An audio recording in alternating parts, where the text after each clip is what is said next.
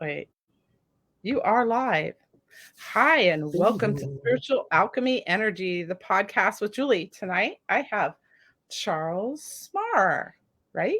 you're That's how you correct. pronounce it. He is from Survivor Circle, and we kind of met through ERRT radio, right? Yes, indeed. So I have Charles on. We're gonna he's got questions for me. He's a podcaster himself on Survivor Circle. So I asked him to come on and ask some questions pertaining to the bigger topic of Thomas Paine. But before we get started, we're gonna kind of like you were telling me you started your podcast a couple years ago, Mm-hmm. but what was that catalyst that brought you to do this? Oh, a friend dying of cancer, Mm. and I'm a cancer survivor myself. Had cancer 30 years ago, and just his name was Rich Saraday. He worked with oh gosh, names. Yeah, he was an actor in Hollywood, and Mm. he was also on with oh come on, he was also on KGRA for a while, and I had a couple of interviews with him and talked to him, and I was just so impressed with his and he had a long term bout with cancer, and at the time when I first met him, he was doing much better, Mm. and we shared our experiences with that, you know, Mm-hmm. and just how disruptive that can be to your life, in a lot of ways. And I thought, men don't talk about that stuff. Men don't talk about that kind of stuff with other men, let alone publicly. Talk about Right. what does it feel like, you know, when you get hit by that 2x4 right between the eyes, you know, and you're just stunned.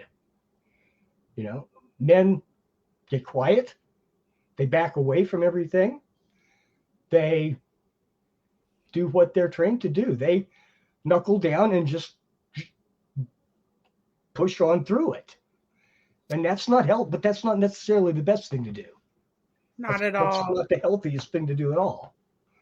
And I so wanted him to, at least in the beginning, to do this with me, but and he got sicker, and I kept putting it off. And I finally, right after he died, I said, "Look, I've got to do it. I've got to do.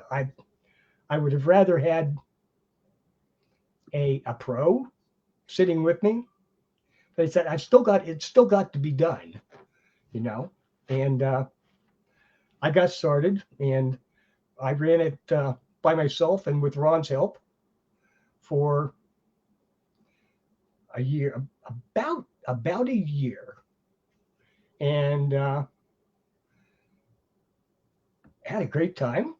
Learned a lot, explored a lot of different areas, and then Maria came over, and we kind of changed the atmosphere. we made things. She made things a little bit lighter, a little bit more fun, but still getting the information out there. And that's that's where we are now. Just having fun, you know. There, you'd love their Survivor Circle on YouTube and Facebook and ERRT Radio. Is that correct? I don't have a Facebook for that one yet. Okay. But So, but and there are a lot of older episodes on available on Earth. Okay, okay. that you can go back and browse through, and but I haven't. That's one thing I haven't got to. I haven't got yet to set up a Survivor Circle Facebook page. I'll have to do that one of these. I've been having some computer problems. I got a new computer. It's a great computer, It's just Microsoft doesn't like me anymore. So I can it's understand teething, that. software teething problems. But any day now, we're going to get that fixed. All right. And So you're on Tuesdays at 6:30 Eastern. 6:30 Eastern, Eastern. Yeah. Eastern, and 3 p.m.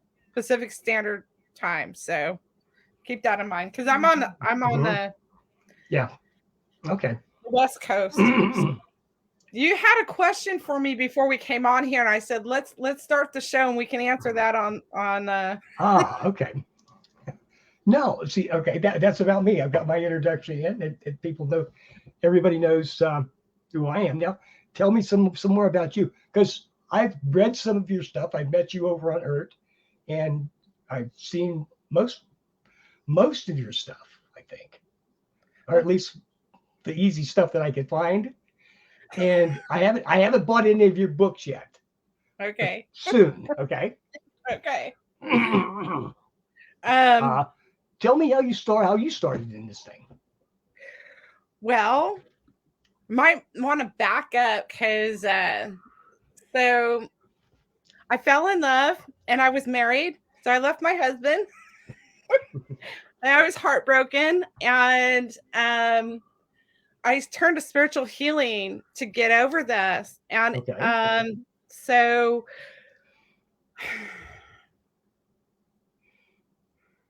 then I went in and I started becoming a healer myself. Mm-hmm. And that's when I'm like, I want to bring other healers. I want to work with other healers, even though they might do Reiki. They do Reiki different than I do, right? Yes. So people don't always go to this person because they don't align with that person. They might go to someone else they might align better with, or they offer a little bit different service. So I thought, I opened an office and that was my intention to bring people in. Then COVID hit. Yes.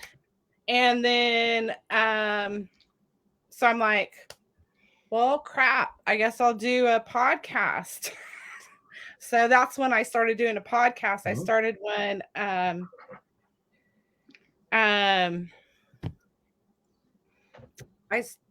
started in 2020 in May. It was May because I went on Three Beards podcast in June. And that's when I publicly started talking about the theory of 8. So, okay. And I was already working on it then. So this goes back to like 2017. I broke up with this guy and I wrote a book about it. Okay. And so this guy, Parker, I call him Parker in the book. He turns out to be later on in 2019, early 2020. This guy's been part of my life, like reincarnated over and over and over again. Okay. And he was Gilgamesh. Okay. And so I was Enkidu. Okay. And so this kind of just like kind of crept along. It's still creeping along. That I don't have. Thank you, Eric. Good night. I don't have all the story yet. Okay. So back in 2017, I don't know how much you want to know about me right now, but we're talking about Tom Paine tonight. Sure. Just let it all out, girl. So, in 2017, when I had no comprehension of where this would take me, I was working with a couple healers, and one of them, we specifically did past life meditations to see my magical past lives. So the first one, I saw this ugly old woman. Second one, I see this guy and I'm like, this is a really strange vision to me. I'm seeing this cloud, this gray cloud, and he's showing me like he's conjured up these faces to show me. And he's like implying that this is who he's going to be in the future. Okay. And one of those was this Parker guy. Mm. And I'm like, great, I'm here to get over him, and he's showing up. Mm-hmm. Yeah. And little did I know that was Gilgamesh. Mm. Okay. And he was coming to my execution. And he was promised, and what he was doing was promising me that he was going to help me in the future lives. And I had no clue about this when I saw these things in this meditation. It took a couple years to really find out what those were all about. And yes. So where do you want me to go from there? No, I had a feeling we had a bond of some sort when I first met you. We've suffered similar traumas. Perhaps. You know, perhaps. And that's why I said I've got to check this out. Get to know this person. There's some, and there's okay. I take my messages that I get seriously anymore. Mm-hmm. Didn't used to. Didn't pay any attention to any of this stuff until, oh gosh, maybe 2014. And then I said, okay, you got to go back and you've got to look at, you are screwing up by you're not looking at these things in the proper relationship. Okay. And you're not gonna get through this thing unless you address it properly. Okay. And that was I will tell you right now, in 2014, well, let's go back. In 2014, I found that my doctor had told my sister 10 years before that I had 2 years left to live from the COPD I have. And that's so, and here I am now, okay, almost 10 years later from that point. And I'm healthier now than I was then. Last time I was in my doctor's said, I've never seen you this healthy. What are you doing? I'm living my best life. Okay. I'm taking myself seriously. And that was a part of my survivor's circle journey. Okay. Learning to address things that way. Because, okay, by all medical history, I should have been dead years ago. But I'm not, and I'm healthier now than I was when I started. So, hey, I felt like I was returned to life. Okay. I had locked myself into a prison, okay, of my own making. Right. And I finally said, no, I just can't do this anymore. I've got to take the hints that I've been given, okay, all my life. Well, not all my life, but when I needed them, I got some instruction, some guidance, shall we say, okay? And I just had to go back and look at those things. And that kind of brought me out of it. And did you become more spiritual? Oh, absolutely. Absolutely. Yeah. Absolutely. Okay. See, my first experience was, I had a near-death experience when I was very young. When I was like 11 years old. I had I drowned. Okay. And left my body for a while. And I didn't have the full-blown, through the light experience, but I popped out of my body. I was floating above my body, maybe 50 feet above the water. And it was quite an experience, because it's not like anything you'll ever experience unless you experience it. Being another being, looking at your physical body and saying, oh well, no big deal.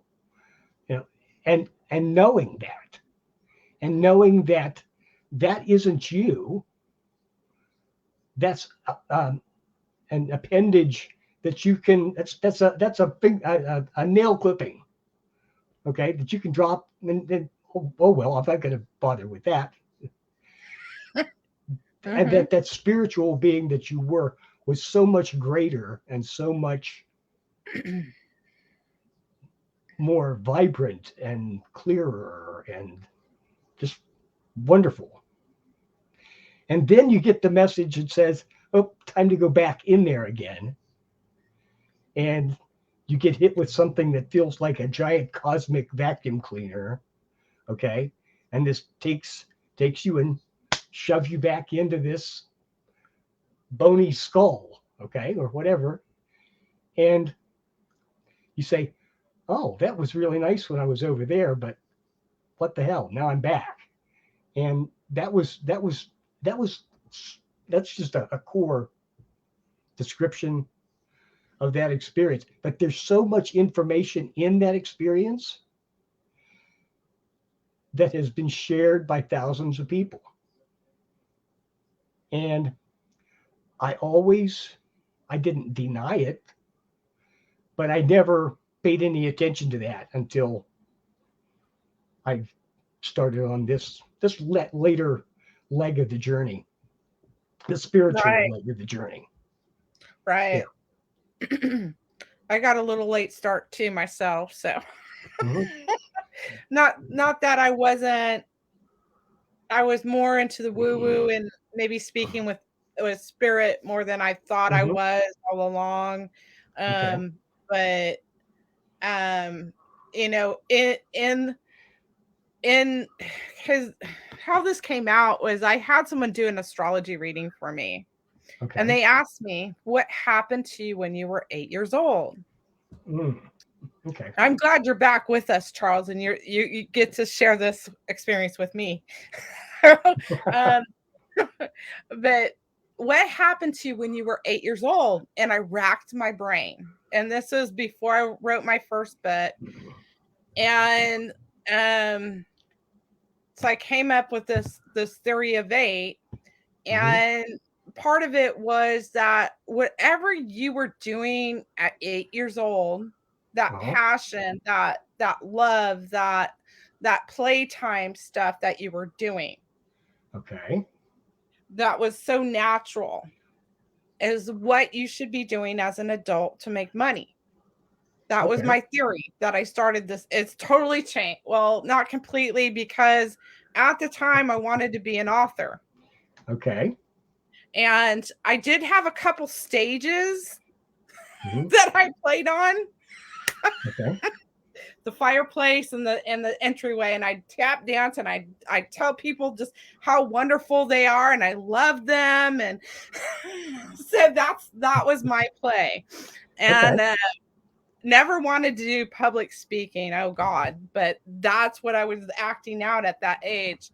So I just, I went through things. I'm like, I started working with different healers, trying to uncover, because there's suppressed memories. I have suppressed memories. And they're not just traumatic. With my first book, I realized, in my early healing, that I had flashbacks of trauma, like abuse, from being 3 years old. Okay. And so I pieced that together. Now this is a totally different ball of wax, because it's really hard to access. Yes. So there's some other influences at play there. It's not just traumatized and covering it up. There's other things going on. And So I've gone down this really weird path, like, now I'm into past lives, and it's like, well, how is this going to help me answer the question I set out to answer? What happened to me when I was 8? Well, apparently it's all connected. Yes. So when I was in Babylon with my buddy Gilgamesh, some stuff went down there. Right. And my mother in this lifetime, she reincarnated. She was the she incarnated as my mother in this lifetime, but who she was in that lifetime, she was Ishtar. Okay. So in this lifetime, my mother was very narcissistic, very cruel, abusive. So we can kind of maybe say that about Ishtar, and because she was such she wanted to have power and control. I mean, if you're familiar with the Epic of Gilgamesh, I am. Like, he rejected her, and then basically Enkidu dies, taking Gilgamesh's place. So she's very vengeful. So I don't even know where to go with this, because we're in Babylon. So, Okay. To get I got a question for you. Just something that just popped into my head. Along the way in this path that you've been taking, do you get hints? Do you get some things that crop up or happen that say, no, not that way, over this way. Follow this rather than that. I have had a couple of those things. The first one, I kind of ignored it. And this is before I really got started being serious about this thing. I just ignored it. And as close as I can figure, about a year later, I had another experience that was like world changing for me, because I wasn't paying enough attention to the guidance that I had not gotten on the first one. The second one was a little bit more powerful. Right. Like I took a ride. I think I took a ride with an angel. Okay, that's how it manifested. And that was the one that said, okay, you got to take this stuff seriously, because you've got the same message from two different modalities, the same message. So you've got to quit this and get your act together. Yeah, and that's so. I was just wondering. And I came up with the idea that I had never really connected the two things, the two events before so much. And I said, okay, you have this event, then you have that event, and they're both. I said, oh, okay. The first one was the hint. The second was a push. So, yeah. I don't want to see what the next. I'll take their word for it. I'm going to go with this for a while. I don't see any reason to wait for the next more powerful goad. It might be really unpleasant. I have had spirit talk to me, like, so back it was early 2020, okay. And I lived in South Lake Tahoe. Okay. And I had come down to the Central Valley, California to visit my family and friends. And I had a few experiences on the way back home, but it just so happened to be Martin Luther King Jr.'s birthday that day. And that's another story for another time. But when I got back, when I had come down to the Central Valley, I went to a show, and I was like this when I left. I don't know if you go Mhm. around spiritual people and you feel high, like you're just Yes. buzzing. You're buzzing. Okay. It's Okay. like it's not from, drinking coffee or doing drugs or anything. You're buzzing because you've been Mhm. around the high vibration people.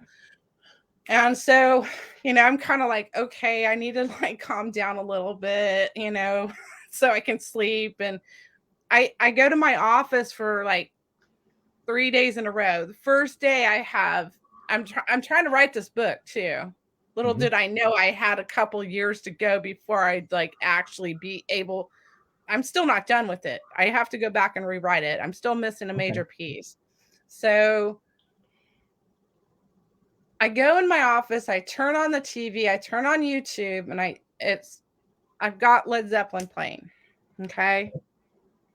And I'm I'm seeing the imagery, the album covers. Okay. Mhm. There it's not this is not a psychotic sort of thing going on. I'm not hearing voices or anything, but I'm getting connections to this. Mhm. Okay. And it's connected to this guy Parker, and I'm just like, oh my god, come on, I've got to be done with him now. It was Gilgamesh, now it's this, and I'm like, I thought I was going crazy. So you Mhm. talk about messages. It was a big Mhm. message, and um, there's a lot that's connected to that. Led Zeppelin is actually part of my story Okay. because they were connected to some of my great grandparents Okay. and what happened to me when I was a kid. Okay. And so was this Parker guy. He was part of it too. But somehow I can decode these messages in the artwork and in the lyrics Okay. because I have these connections to these people. It's very bizarre. I had to turn it off. I'm just like, I cannot do this because I don't feel grounded. I had to call a friend. I'm Mhm. like, look, this is what's going on. They don't have a clue. They're not spiritual. They Mhm. haven't gone through this. So I'm Okay. just like, okay, the best thing I can do is just shut it off Yes. and like go do something else. Mhm. Um, so that was in January of 2020. In April 2020, I did a reading with the medium Okay. on Zoom. He was Mhm. somebody I'd seen at shows, and I'm like, God, he's expensive. And I said, you know what, Julie, you're gonna treat yourself. So Mhm. Okay. so I booked a session with him online, and I asked him, I go, because there was a couple songs I had a question about. I'm like, what about the songs? And he goes, and I didn't say much more than that. And he's Uh-huh. telling me he's like,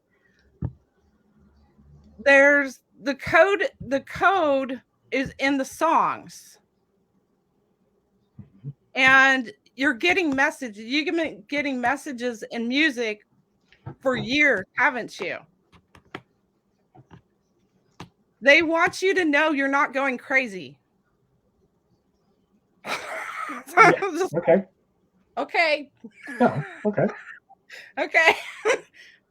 So it's true. I'm getting these messages. Mhm. But it's really hard to take, Yes. Yes. sometimes. Mm. I had angels sing to me, but Mhm. that was a couple years before that. And they bring us different messages. We get different messages at different Mhm. times for different reasons. So, where do you want to go from there? Okay. We got to get to the Thomas Paine stuff. Oh my goodness. Yes. Um, I, of course, I'm so historically aware of Paine, but I never followed up his career in depth until just now. just in the last few days, really, and it's quite interesting. Some of the things I thought I knew about him, I didn't. I was mistaken. So, see, I was under the impression that after the revolution, he had returned to England and had done some rabble rousing there and gone to prison and died in prison in England. But he had a whole decade or two of a career after that in England, then France, and then he fell among. He was imprisoned in France, and the American delegations pulled some strings and got him released from prison in France. Yeah, he got and he could pissed off return to that the. way. Yes, but he came back to the United States and died here. I can't remember the year now. 1804. 1804. Okay. 1804, yes. I think. It might have been 1809. It really doesn't matter. Yes. But so with him, this is, so I had the piece of Gilgamesh, right? Mm-hmm. And okay. And then there was also what does Enkidu represent to you? She's a she. Okay. And it's a little mucky. I think when I think of that fable, I think of it as a primal freedom. Okay, the wild person. So a wildly free, wild, and the wild freedom carries over to Paine also. Freedom from the absolutely hierarchies and the whole deal. Absolutely. So the two, I would never have put the two in the same deck, and it comes out they're both the same face card of different suits. Hearts and diamonds, Enkidu and Paine. Okay. There's some stuff that went down, and hopefully I'll bring this back home. So there's I got all these scattered pieces all over the place, right? These little puzzle pieces. And that's what I've been collecting over the last 3 years and pulling them together and going, oh, well, and setting stuff on the shelf and going, well, I might need that later. I don't know. Yes. I don't know if that's a real connection or not. Oh, yes, I understand that experience quite well. And so I think I will come to understand more of what happened in Babylon.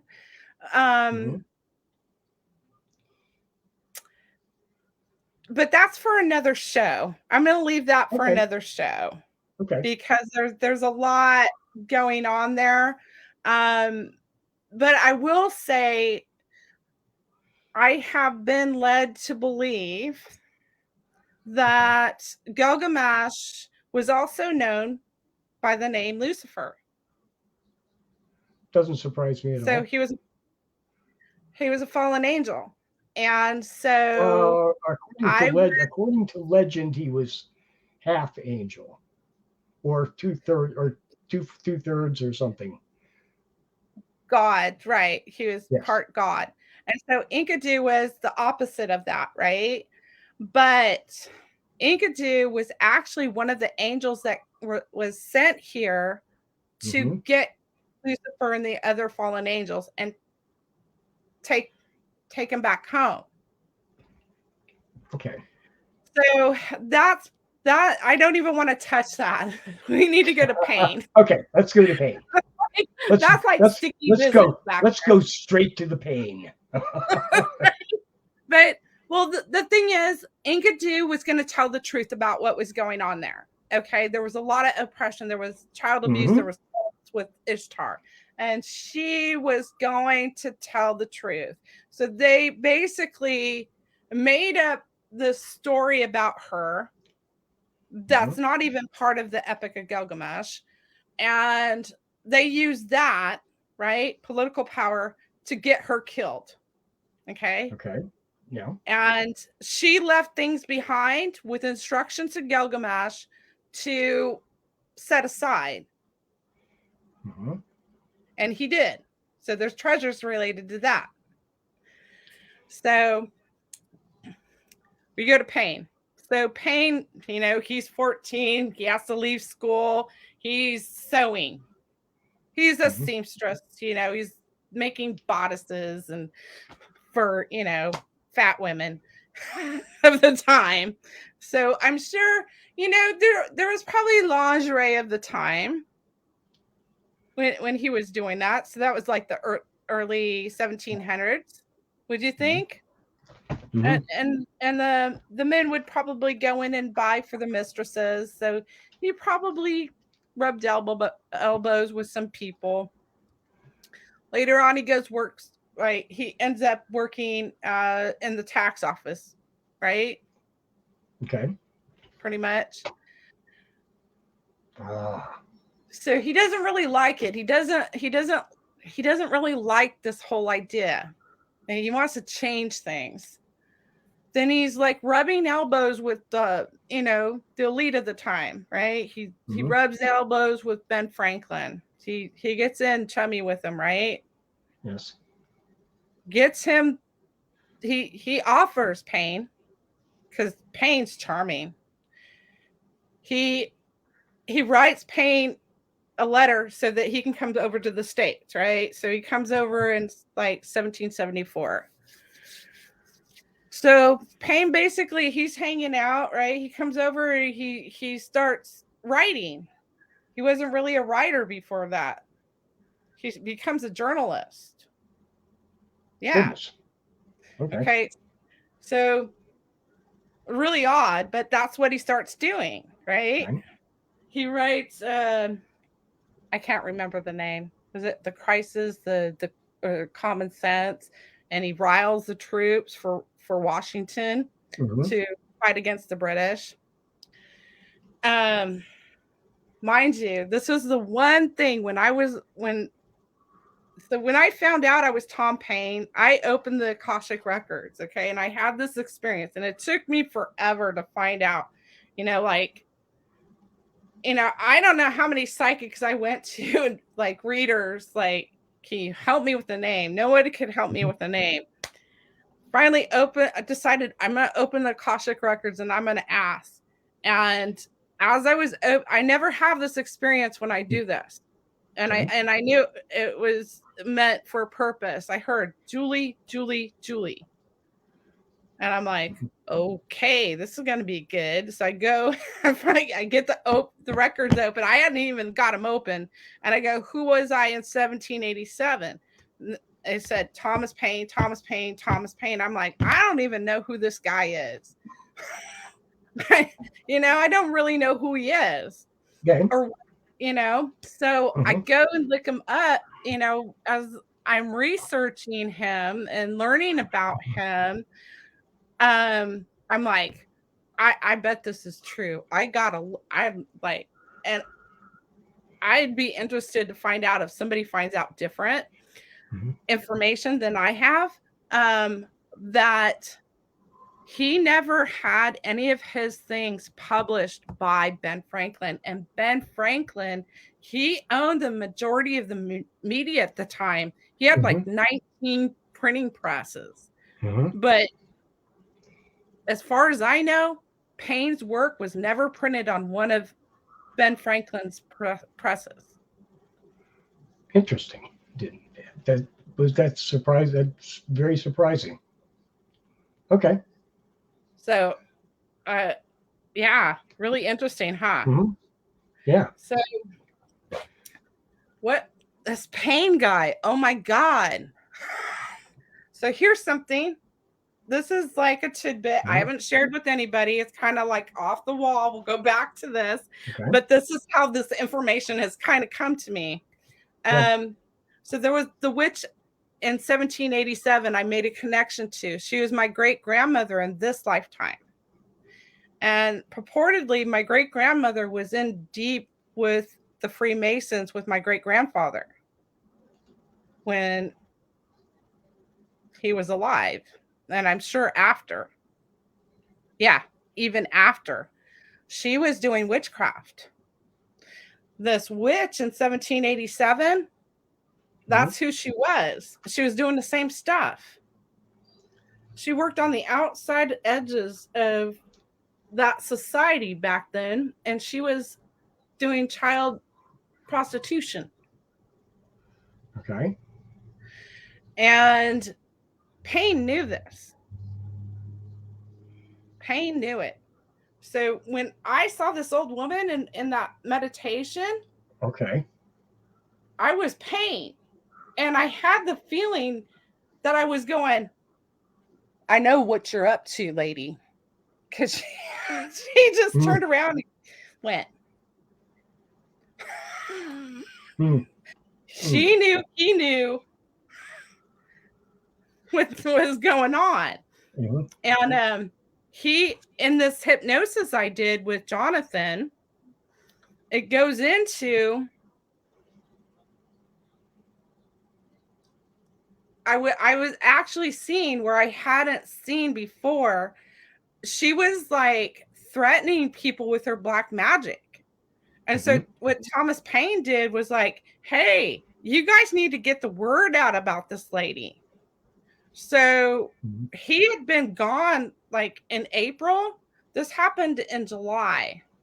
He left in April or May of that year. So it's recorded to go to France or England. So he's getting he had gotten people riled and they attacked her. They mobbed her because she was doing black magic with the founding fathers. Goodness. Okay. And so I suspect that they were using black magic in some capacity over the documents and the foundation of this country. Okay. So before Paine came here, he was also in this hypnosis. He had, in some respects, he had some remote viewing and psychic abilities because it was one of my magical lifetimes. And so I'm like, well, yeah, he's got to be psychic somehow if it's a magical lifetime. So he had overheard like Ben Franklin and others. They were actually, and this was before the Constitution was written, they were actually planning the government of the United States on British soil behind closed doors. Okay.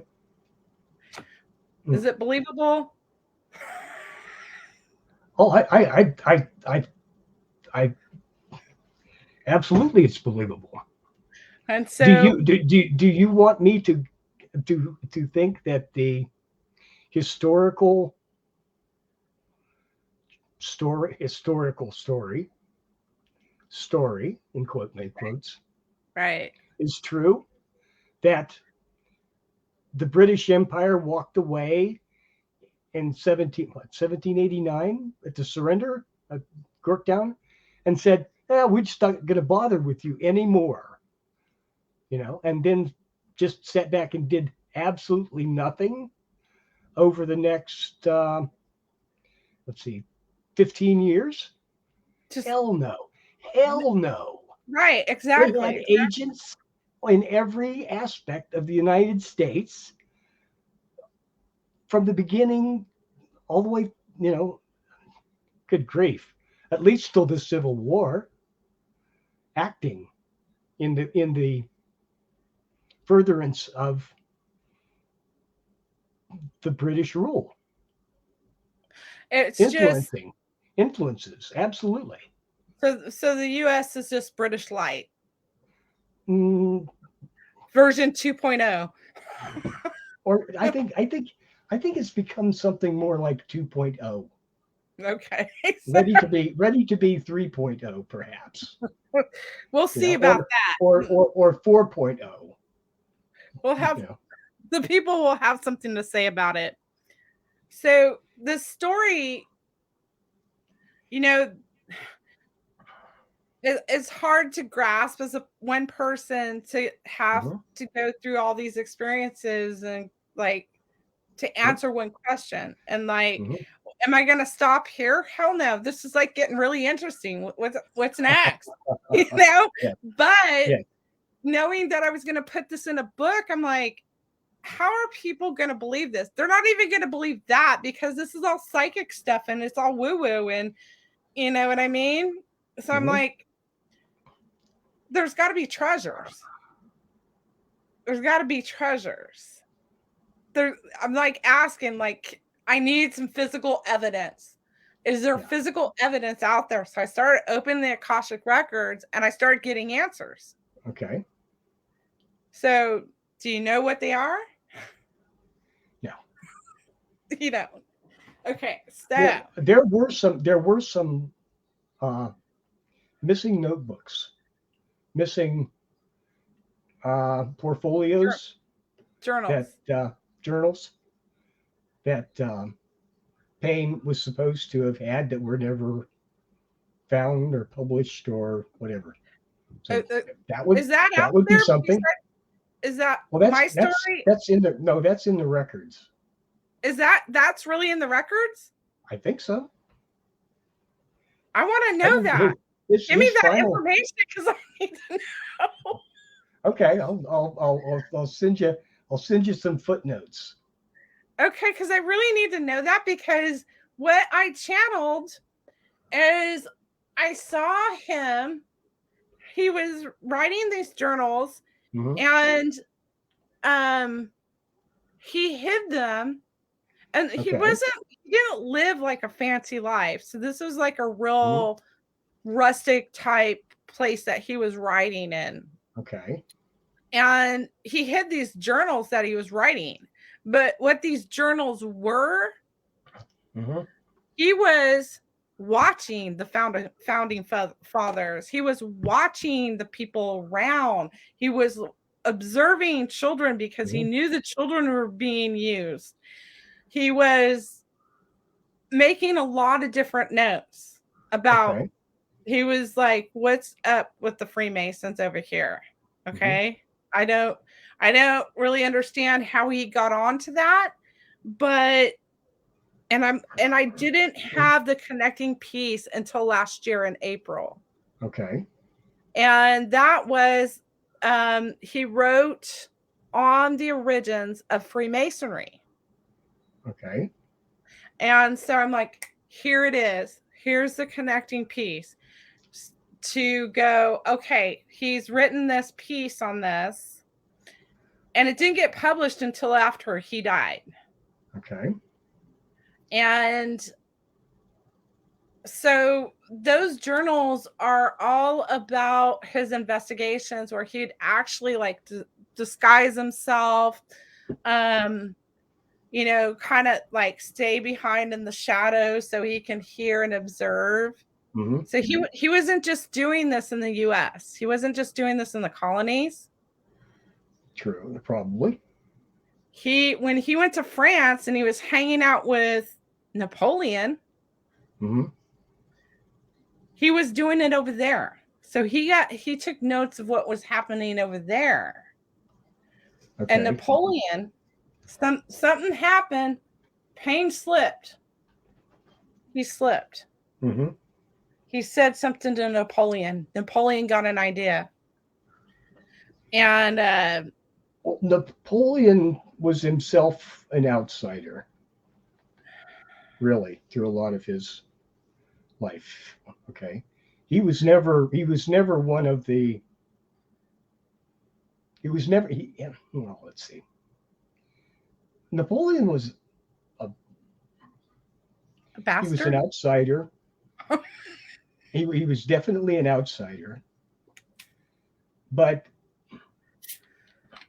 he was not a he was not an adherent to any particular philosophy that had to do with the revolutionary French. Okay, his he was coming from a different to it. His goal was different. Yes. Yes, Yes. Yes. and his path was definitely different. Yes. Yes. But So it doesn't surprise me that he was.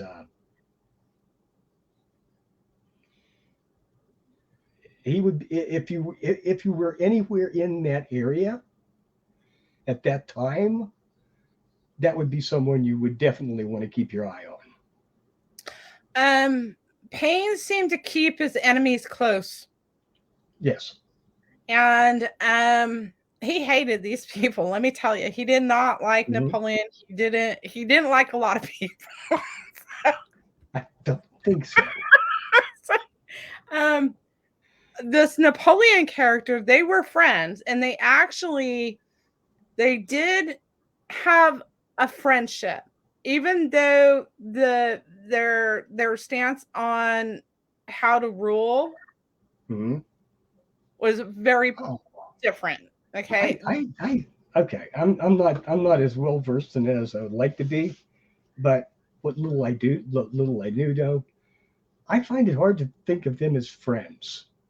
They may have had a reasonable amount of respect for each other, Yes. but Yes. Yes.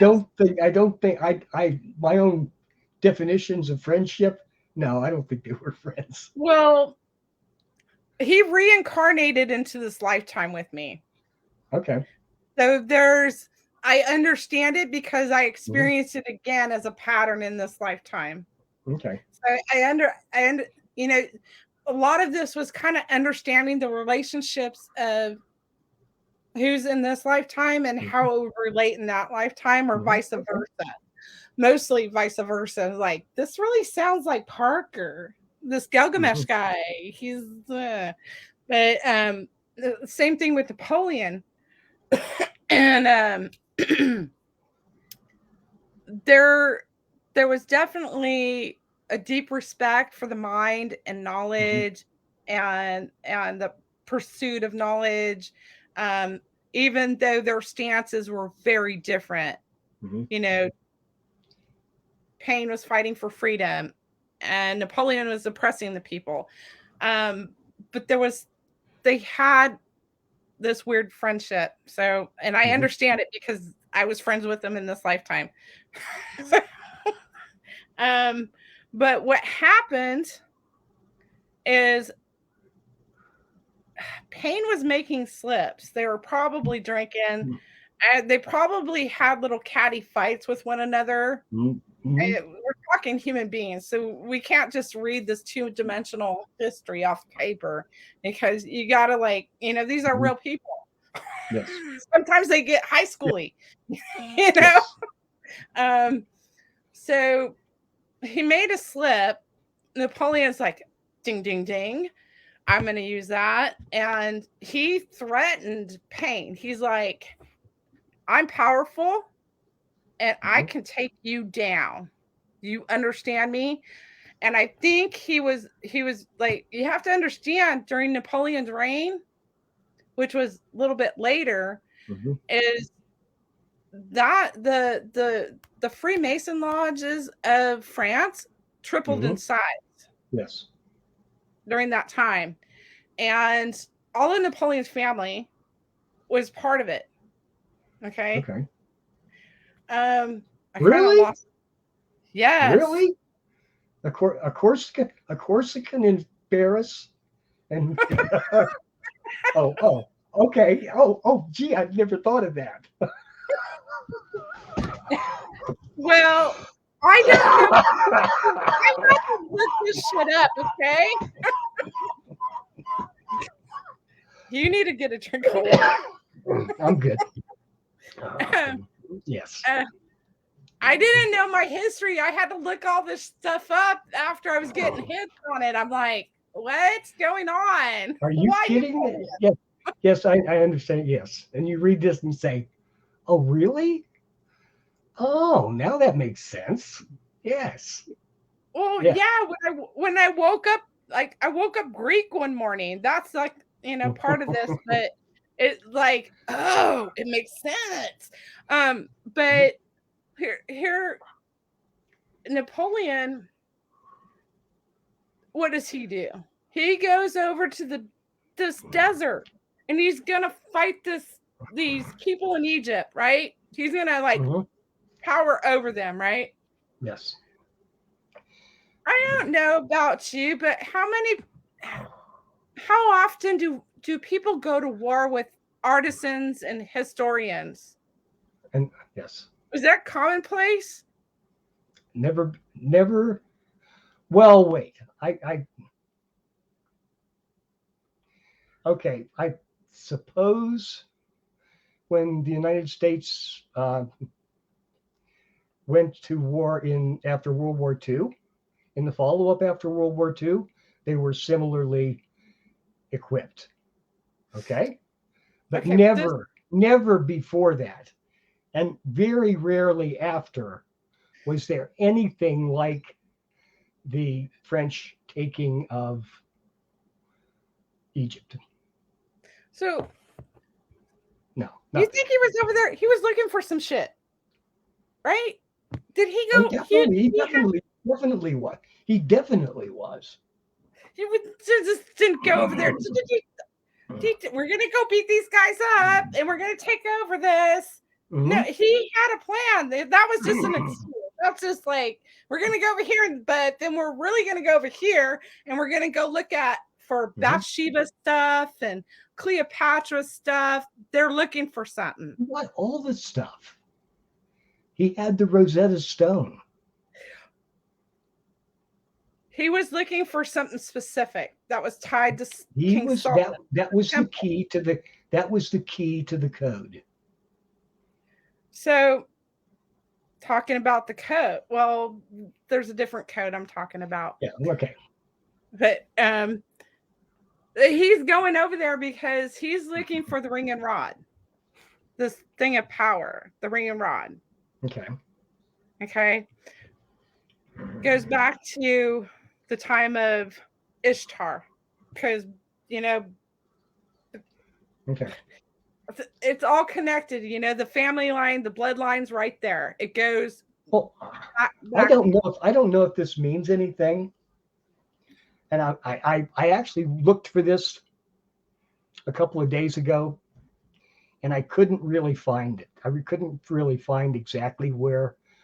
I went back to look where I thought I saw it before that tied into this, that tied these two together, and there was a list of ancient weapons and it's like a oh my goodness, I know where I read this from Joseph Farrell.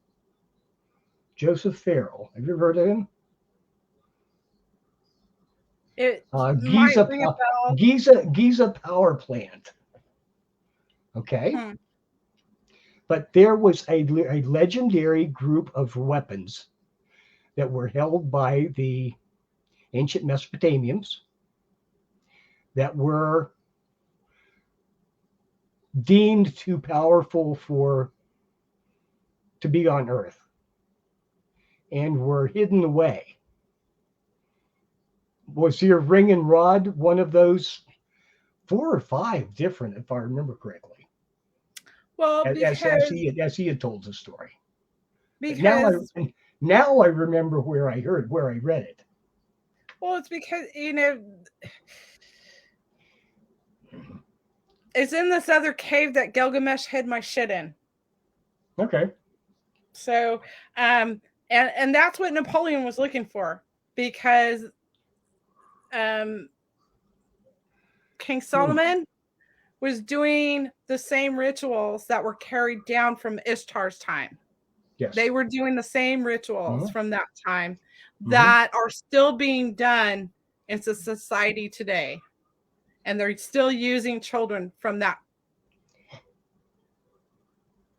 in Okay. those rituals.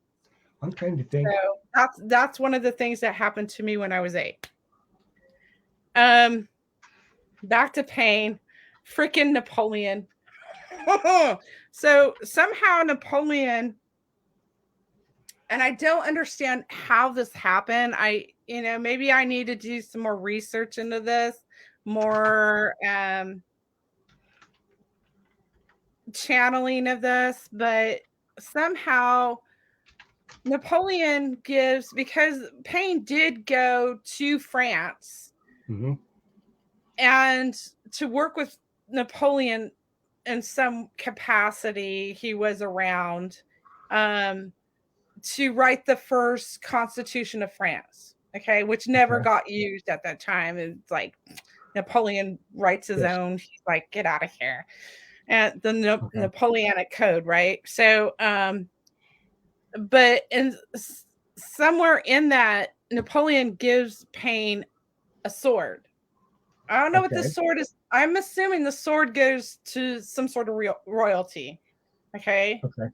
I'm not sure if it's part of the French crown jewels, but I channeled that there's other French crown jewels. And these are Okay. some of the French crown jewels that went missing in 1794. Okay. And in one location, and this is on US soil. Okay. This is on US soil. There's a letter. And in this letter, I channeled it through the hypnosis where Napoleon's like telling Paine, I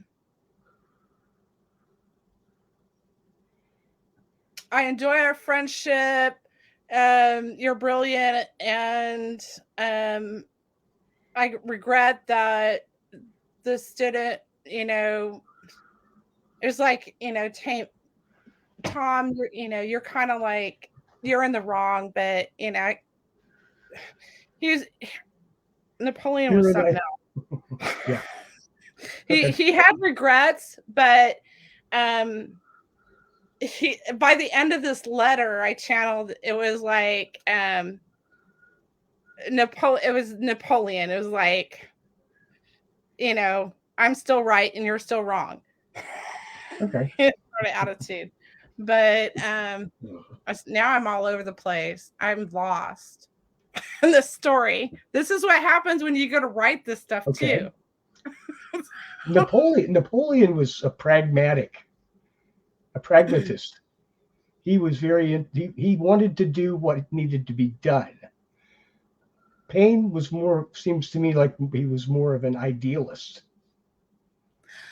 And I can see those two, the idealist and the pragmatist, butting heads. Yeah, that friend of mine, he was a narcissist. I'm like, and I'm the Mhm. empath. And so Mhm. just Yeah. think of the relationship there between Yes. Paine Yes. and Napoleon. That's exactly what it was. Mhm. And what else was going on?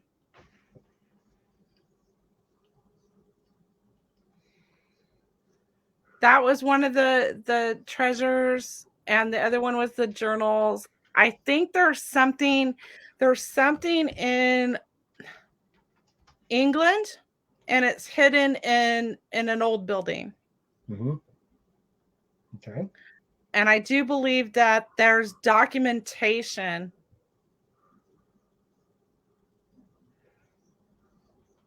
in historical records somewhere that will back that, whatever that hidden pieces, there's actual historic records somewhere.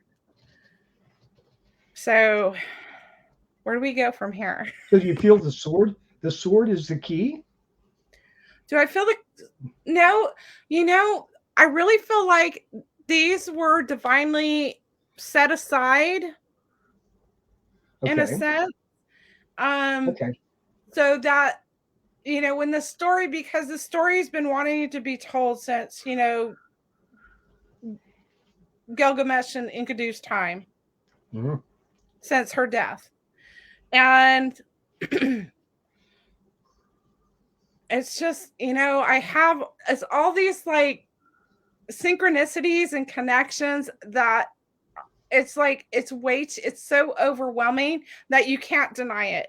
But to bring it to the public and go, look, hey, believe me, like, we gotta go dig this up. This is what was going on. And hey, it's like, we gotta go dig this up. Like, will you believe me now? Can you see the sword? Yeah. But the big payload is the cave that Gilgamesh had the stuff in.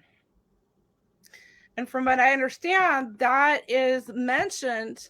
It's the story of Adam and Eve. Okay. And the Cave of Treasures.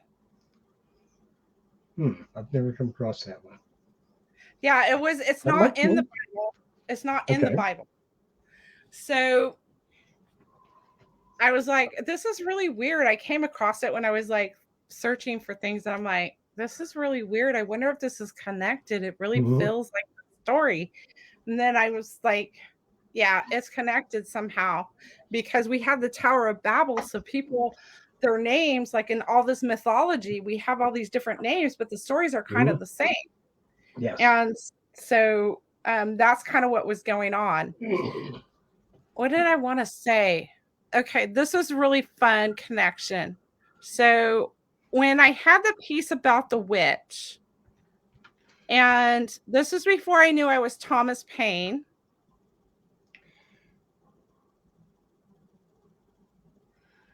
And I also at that point realized that there at Penn State, this is in Pennsylvania, Philadelphia, where, the Constitution was written, right? So at Penn State, they have a copy of the second tablet of the Epic of Gilgamesh there. Of all the places in the world, it's in Philadelphia. Okay. Kind of weird. No coincidence. And at that point, I'm like, it'd be really cool if I went there and did like a psychic walk and went and saw the tablets and stuff. This is before I knew I was Tom Paine, right?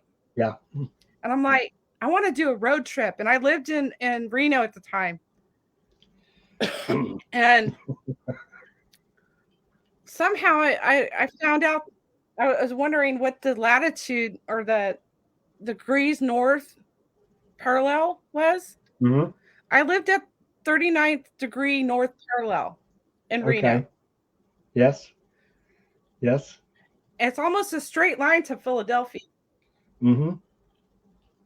Very nearly. So one morning I wake up and I am saying this word, and I know it's Greek. And it's Milo, and it means speak. And I knew what it meant, and I had to go look it up online. I'm like, yep, that's what it means. And that is Greek. And so I had another piece of my puzzle, because now I knew that Enkidu knew Greek. And I had a vision of a big piece of parchment paper with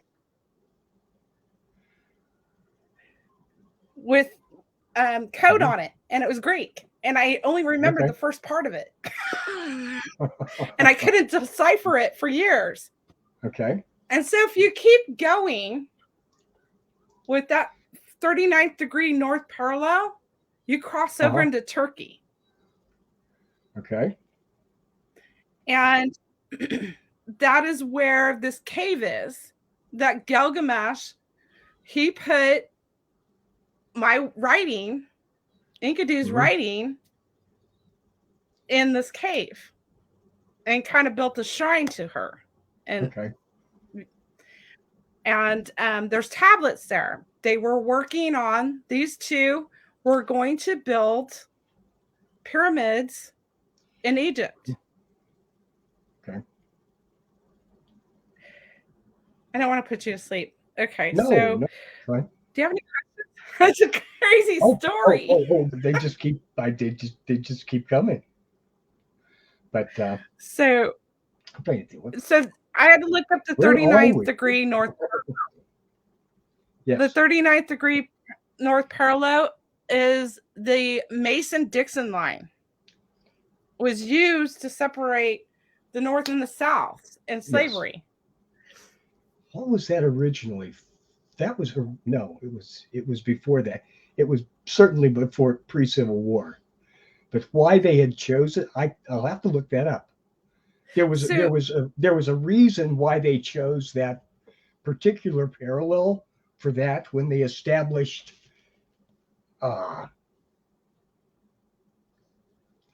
okay, the main line across there is in Pennsylvania. Is like the southern border of Pennsylvania, between Pennsylvania and Virginia, correct? Right. So that was established in the 1750s, I'm thinking. So that would have been when they brought that line would have had to have been established when when William Penn created the Pennsylvania colony. But I can't. But you know how they were back then.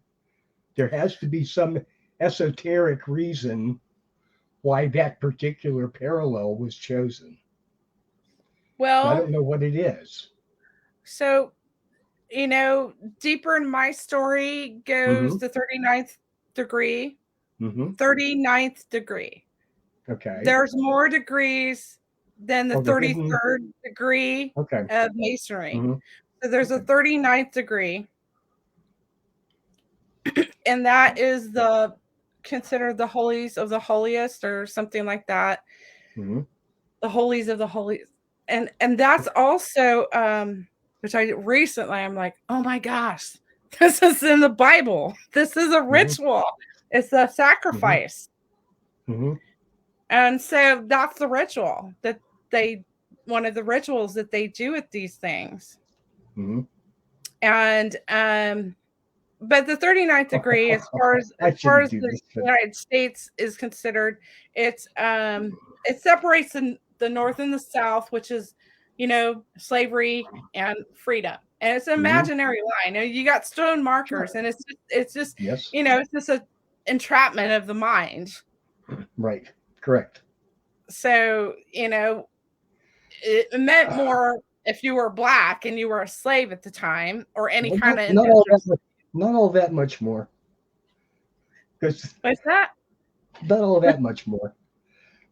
If you were an Indian or a poor white settler, you weren't your rights were severely limited too. Right. Yeah. So you might, this is one thing I didn't touch on, and that is, when Paine was around those founding fathers, those that were writing the Constitution in 1787, because the Constitutional Convention was in 1787. So he was, he put a lot of bugs in people's ears at the time. Sure. And he was really against slavery. He wrote a piece on it. And I'm just like, that's the one I had to go find when I found out who he was. I'm like, there's gotta be. I'm like, ding, ding, ding, ding. Here it is. And I was done. I didn't have to read anything else. So, but what happened is they still got to keep their slaves. Sure. But there was the biggest slavery of all was that we were taxed. So they implemented the federal taxes at that time. So we all became slaves. So we got Mhm. the Constitution, which is a false sense of security out of the situation, and they got Mhm. our money, and we're paying them for our Oh, freedom. yes. Okay.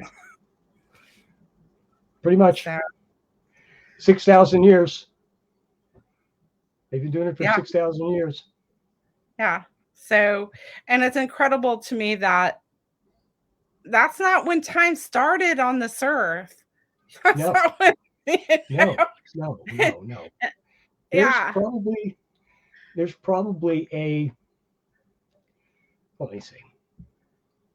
There is certainly a previous 6,000 years of history before that 6,000 years, the last 6,000 years, that we know almost nothing about.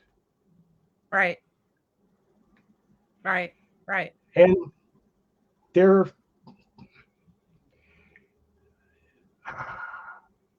and this is an argument I've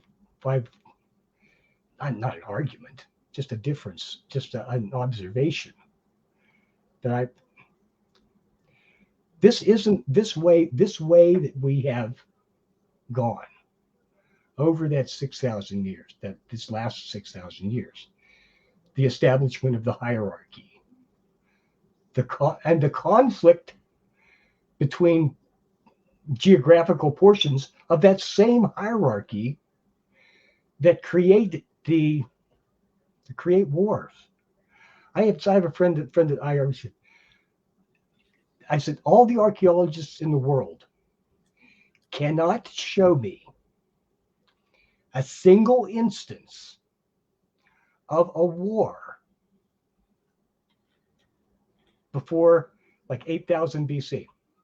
It did not happen. There were still millions of people on this earth. Okay.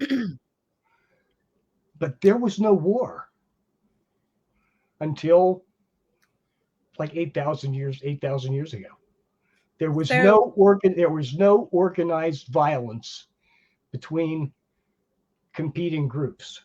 Okay. Because they didn't compete. They cooperated, which is right. which is the way human beings are supposed to do. That's what So we're grown. That's what created us was cooperation, not competition.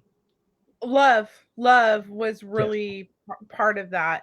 And we knew love on this earth like we Yes. have no clue, we have no connection to at Mhm. this point in time yet. We we're supposed to be moving into this 5D and experiencing that. But I didn't tell you one piece. So these angels, they got mixed up with some aliens. Doesn't surprise me a bit. They What's came the here, what's the difference? right? They're all aliens. So but is Yes. Okay. the angels got trapped here by these aliens and they got manipulated, and so that's when things started going downhill with Mhm. humanity. Okay. That's what Ishtar was doing. Ishtar was a seed of that, Mhm. and so we got that bloodline and the degrees and the so here we are. We're talking about this history that I'm trying to like connect to bring to the people and say, look, um, this kind of happened and it's still happening because all these people behind the scenes are Mhm. still doing this crap. And it's still going on, guys. Help me out. Yeah, it absolutely is. So I've got a link that I'm going to drop in chat to you if I could find it. How can I do that? It's not exactly where I expected it, unless this is it. Nope, that's not it. don't Mm. send anything dirty. I got a picture of a raccoon on it. No, no, no, not me, not these things. I'm just playing because I know how Maria is playing on Oh, there. yes, yes, I know. Mhm. I'll have to search for it. Okay, But no I worries. absolutely know I have it. And when you get it, because it's another. Okay, all the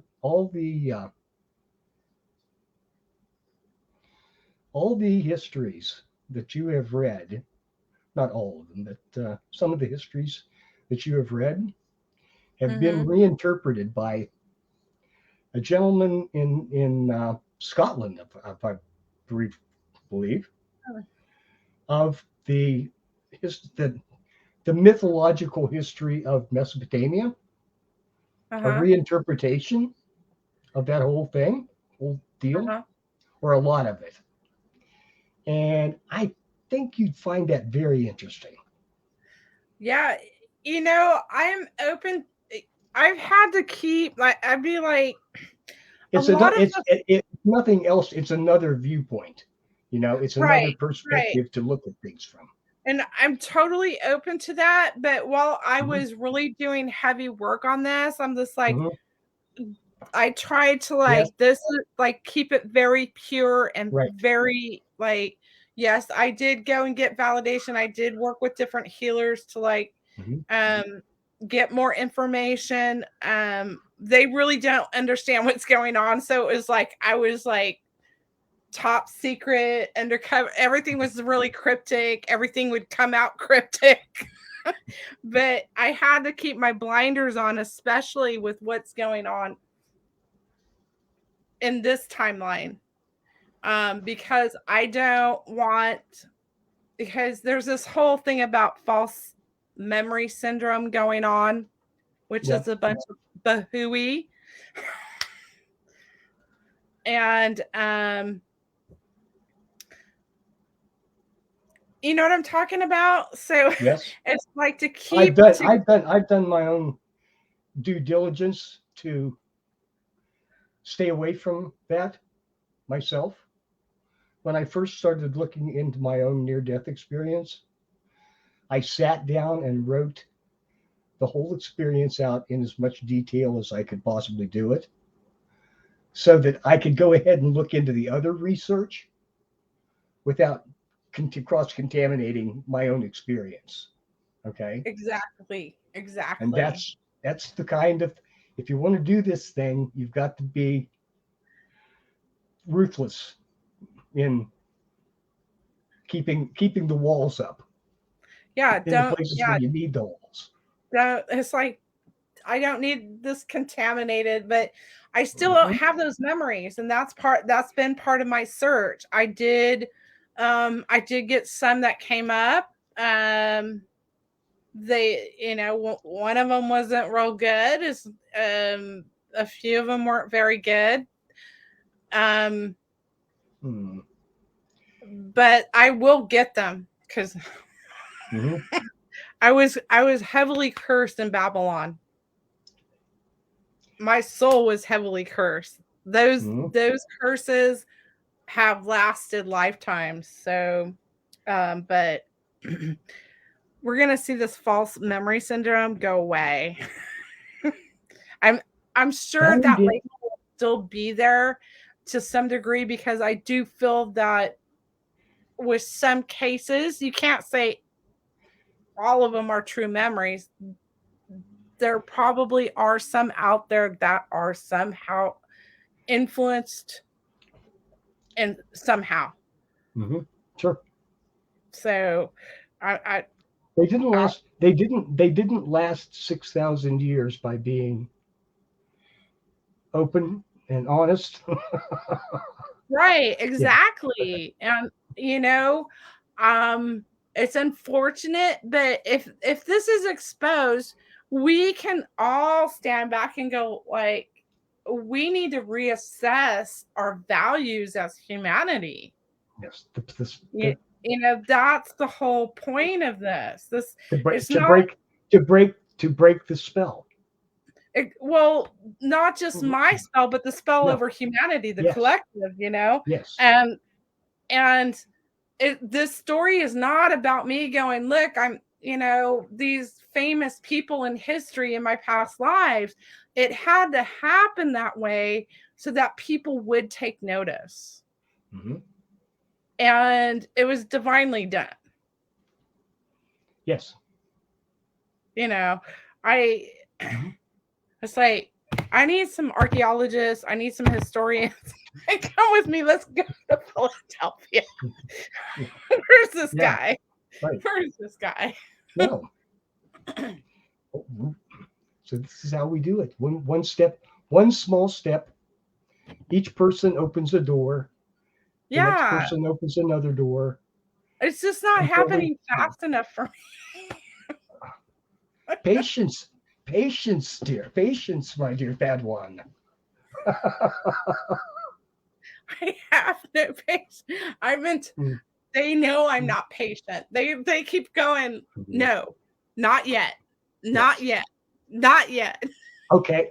Look, I can tell you this from my own experience.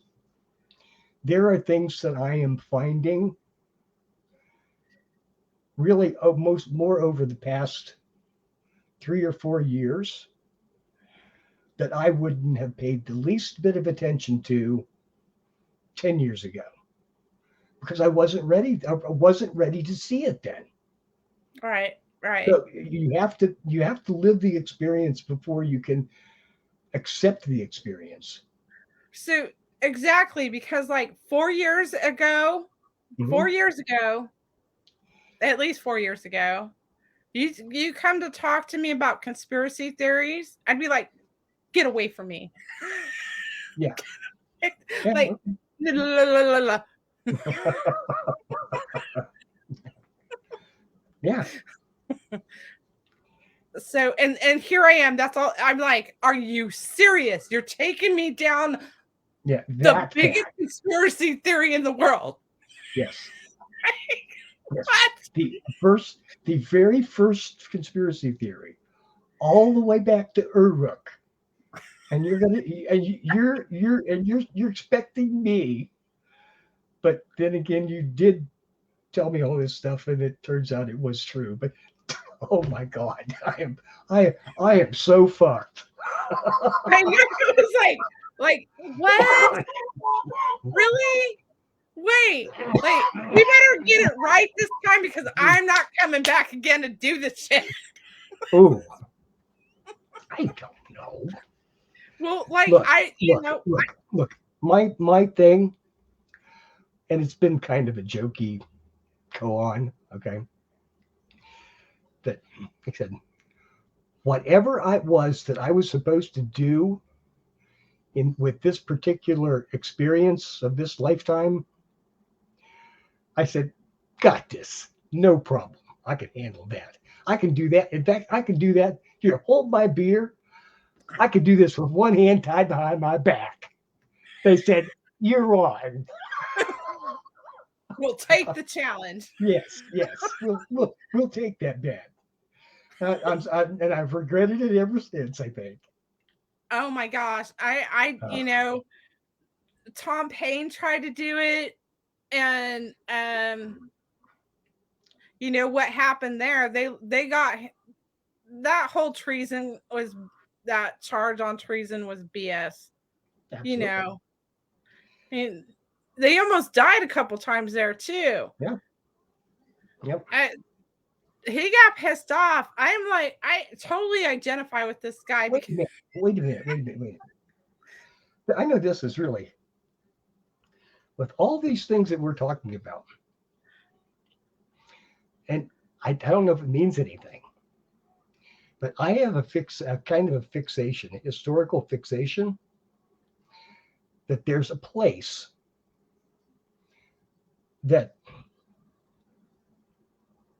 I absolutely have to get around to visit. Okay? You know where that place is? The place is called Blennerhassett Island. It's on the Ohio River. It was owned by a Northern English fellow by the name of Harmon Blennerhassett. He was like a billionaire. Okay? Nobody had that kind of money to move a 15th century mansion with all the accoutrements across the mountains into the wilderness, 200 miles down the Ohio River, and set up his own like English manor house on the Ohio River. The amount, just imagine that'd be like today. That would be like trillions. Building your own mansion on the moon. Okay, ridiculous amount of wealth. So, and the conspiracy that happened there was they were supposed to take over the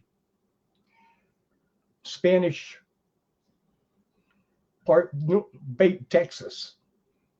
Was Texas. They were supposed to form up a military unit to go on down the river and take Texas. And it almost succeeded, which would have really overthrown. Well, the thing is, though, there's take Texas for whom? You know? So what do you feel? How do you feel connected to this? Like, I would love to help people. It's a site thing. I have a connection to.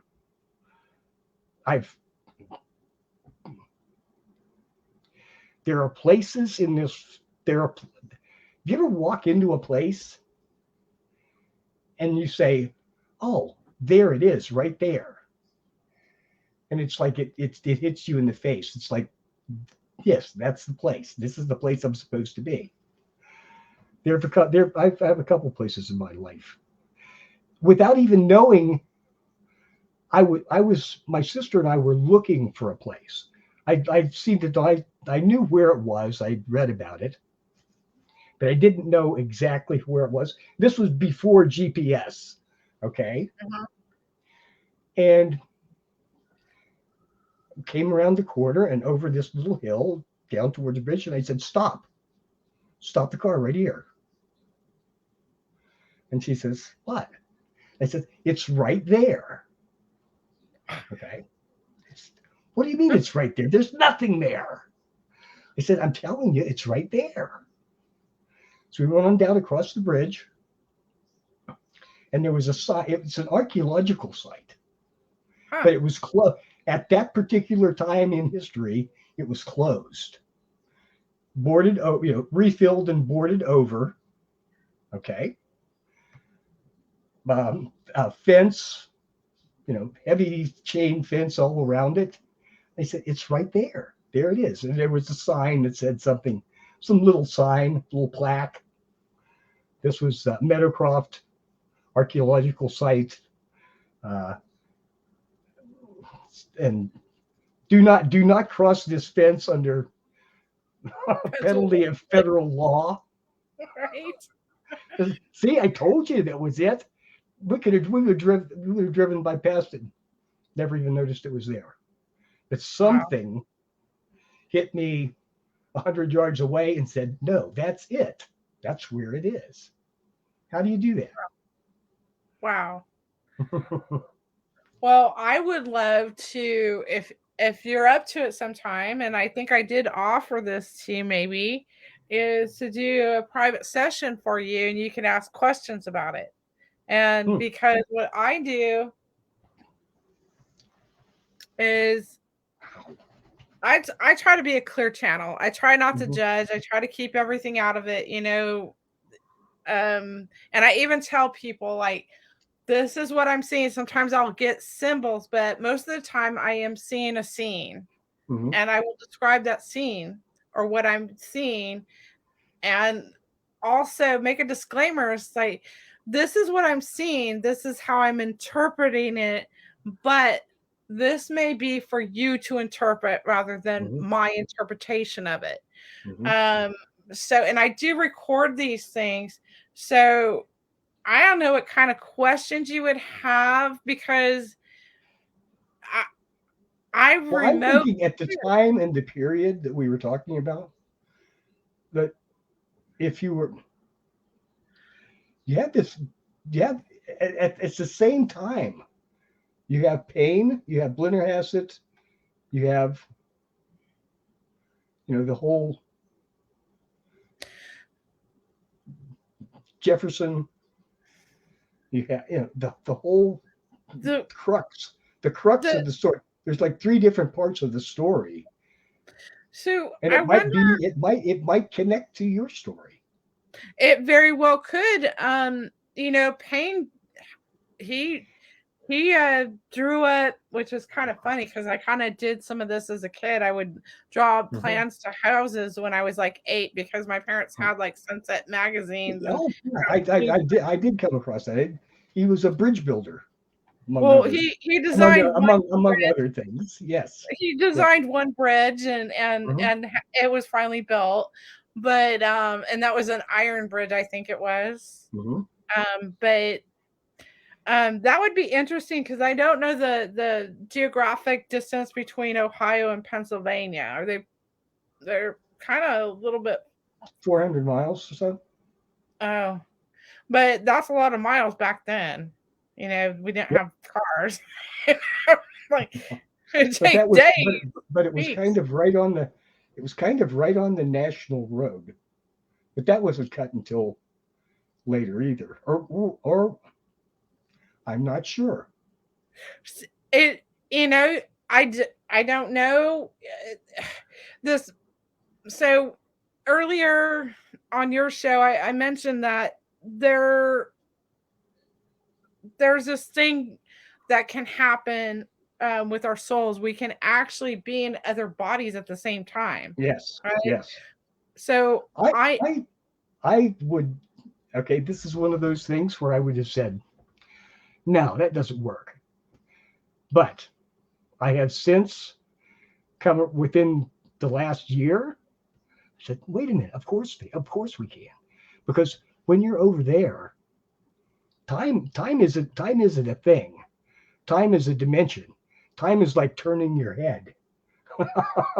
Okay. Yes. It's not and we're stuck in time. We're glued in time. We're moving along with time. When we're over there, we're not. We can go forward or backward or sideways. It doesn't matter. but Time is just a great place. we can actually be in another body, which this Yes. little I couldn't wrap my head around it either. It's a lot to take in. It's like, what? Oh, you have to like think in different terms. But yes, it happens. So I was a black slave. I was a female black slave in that lifetime. And I was beheaded. But the thing is, Parker was there with me. He was a black slave too. Okay. And he was a male, and we were a couple. And he watched me be beheaded. And I don't recall telling him this story in this lifetime, but he calls me up after talking to him one night. He calls me up the next day. He's like, I had a dream that I was a black slave. And I'm like, was that me? Do you think that was me? Because I told him, I go, well, I was a black slave in a lifetime, and we were together. He's like, no, I didn't remember that. So he dreams. Remember the Gilgamesh dream tablet? He dreams. He still dreams in this lifetime. So anyways, I just, it's a possibility that, who knows, maybe we were slaves on that property. That's entirely possible. Entirely possible. Oh yeah, he was telling me about all the bridges. He was telling me about all the bridges. That's what it was. He was, and there's tons of bridges over there. Okay. So I would love to do like an Akashic record reading for you to see to see what's going on. Like, I can go into those past lives and remote view and tell you what I see. And sometimes, if you have like experiences, you're like, or questions about experiences or dreams or astral projections, I can go in there and describe to you what I'm seeing, and you can ask more questions about what was going on. Mm-hmm. I find it really interesting. I'm like somebody that astral projects at night in their sleep will go to a house actually in Ohio Mm-hmm. that at some period in time they used to go there and they used to do magic. Wow. Okay. And I go, well, you go in, and she does it in her sleep. Uh-huh. Now, and she goes to meet somebody there. It's a guy she goes to meet, and they fly inside this house and they do magic. I go, it's funky magic. I can't even call it black magic. It's just weird magic. Okay. I don't know what you're doing. But that's the kind of stuff I help people with. And I like to go on those little trips. I want to go on those adventures and see what's going on because it's really cool. I think I'm more excited about it. Well, But anyways, I enjoyed our talk tonight, and I don't know how much of the Tom Paine stuff I got out there. I don't know. I don't know what anybody else got out, but I got plenty of things to think about. Right? Yeah.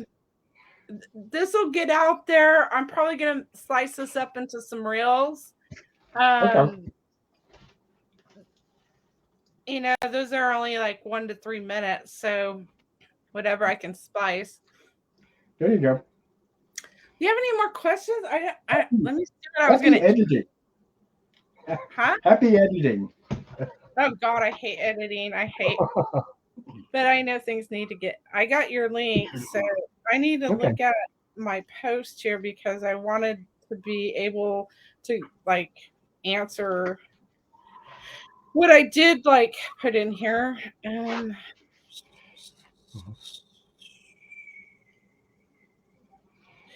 Yes, I do believe Tom Paine in those journals. There's Epstein lists.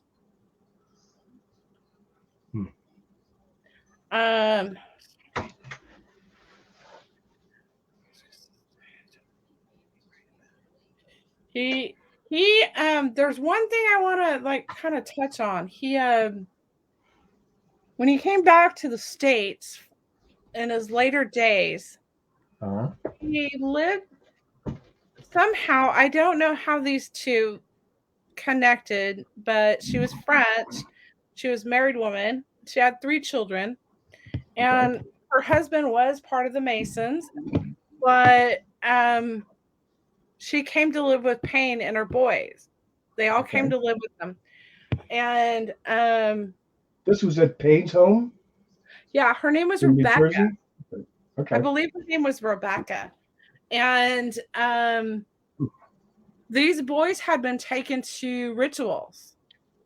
Okay. Rebecca had been to rituals herself. She knew a lot. This came through my hypnosis with Jonathan.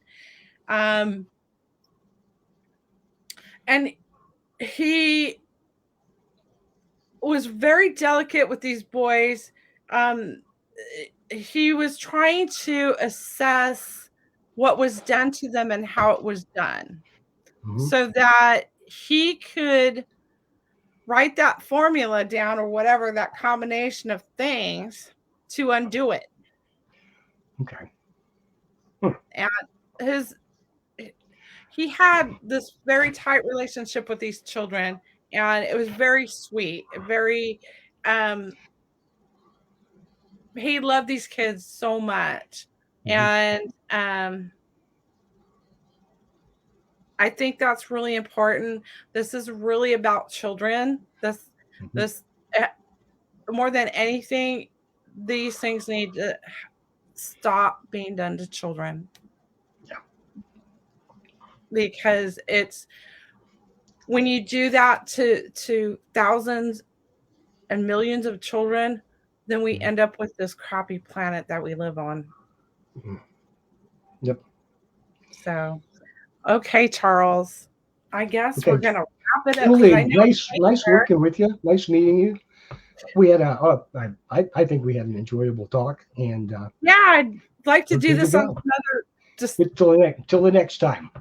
okay. Thank you. Okay. Okay. Good night now. Good night. Night, everyone.